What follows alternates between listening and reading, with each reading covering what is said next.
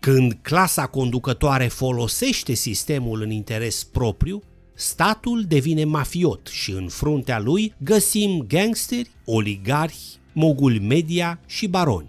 Fiecare cu alaiul său de baroni, valeți, majordomi, agenți de influență sau simple cozi de topor, mai mult sau mai puțini conștienți de misiunea lor.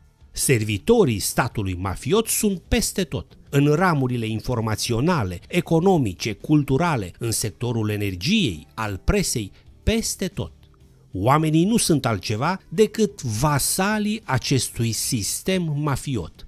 Sunt bateriile care trebuie să producă energie, adică simpli negri pe plantație, care trebuie să plătească în mod obligatoriu taxe și impozite. Și, dacă se poate, cât mai mari și cât mai multe.